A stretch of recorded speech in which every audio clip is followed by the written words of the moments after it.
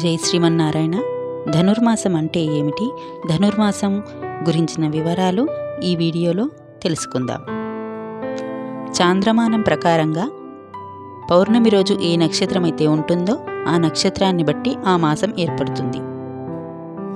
అయితే ధనుర్మాసం ద్రవిడ సంప్రదాయం కనుక సౌరమానం ప్రకారంగా సూర్యుడి యొక్క గమనాన్ని బట్టి ఏ రాశిలో అయితే సూర్యుడు ప్రవేశిస్తాడో ఆ రాశి పేరును అనుసరించి ఆ మాసం ఏర్పడుతుంది.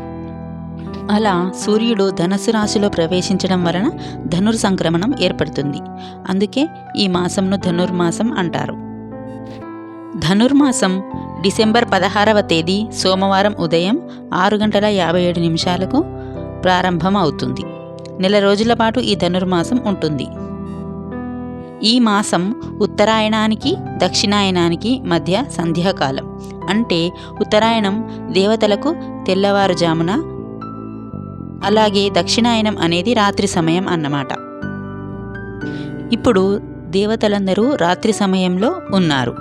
ఎప్పుడైతే మార్గశీర్షం మొదలవుతుందో అది సూర్యోదయానికి ముందున్న కాలం అన్నమాట. అంటే బ్రహ్మీ ముహూర్త సమయం అన్నమాట.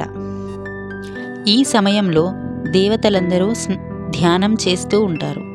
ఈ సమయంలో మనం కూడా బ్రహ్మీ ముహూర్తంలో లేచి ఆ పరమాత్మని ధ్యానం చేస్తుంటే మనకు చాలా ఫలితం కలుగుతుంది. విష్ణుమూర్తి భక్తుడైన విష్ణుచిత్తుల వారికి ఒక రోజున తులసీవనంలో ఒంటి నిండా ఆభరణాలతో ఊర్ధ్వ పుండ్రాలతో సాక్షాత్తు అమ్మవారు ఒక పాపగా వారికి కనబడుతుంది.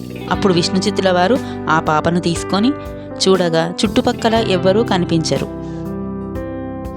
అప్పుడు ఆ స్వామి ఇది భగవంతుడి ప్రసాదం అనుకొని ఆ పాపను గుండెలకు హత్తుకొని ఆ పాపకు శ్రీమాలిక అని పేరు పెడతారు. శ్రీమాలిక అనగా తమిళంలో కోదై అని అర్థం. కోదై కాస్త గోదాదేవిగా మార్పు చెందింది. గోదాదేవి తన చిన్నప్పటి నుండి తండ్రి చెప్పిన మాటలు విషయాలు వింటూ ఆ పరమాత్ముడి పైన అత్యంత భక్తిభావాన్ని పెంచుకుంది. అలా గోదాదేవి 30 రోజులు ప్రతిరోజు పాటలు పాడి ఆ స్వామి కోసం వ్రతం ఆచరించింది. ఆ 30 పాటలే తిరుప్పావైగా వెలుగొందాయి.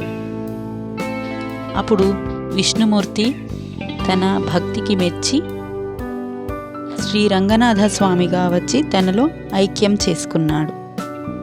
కనుక ఈ వ్రతం చాలా విశిష్టమైనదిగా చెప్పవచ్చు. అందరూ ఈ నెల రోజులు పాశ్ర విన్నపం చేసి వ్రతం ఆచరిస్తే అనుకున్న కోరికలు నెరవేరుతాయి. ధనుర్మాసం డిసెంబర్ 16వ తేదీన ప్రారంభమై 13వ తేదీ రోజున ముగుస్తుంది. ఆ తర్వాత భోగి రోజున గోదాదేవిగా మరియు రంగనాథ స్వామికి కళ్యాణం జరిపిస్తారు. ఇదండి ధనుర్మాసం యొక్క విశిష్టత. ఈ వీడియో కనుక నచ్చినట్లయితే లైక్ చేయండి, షేర్ చేయండి, సబ్స్క్రైబ్ చేయండి. అలాగే ప్రతిరోజు పాశురం నా ఛానల్లో అప్లోడ్ చేయడం జరుగుతుంది. Thank you.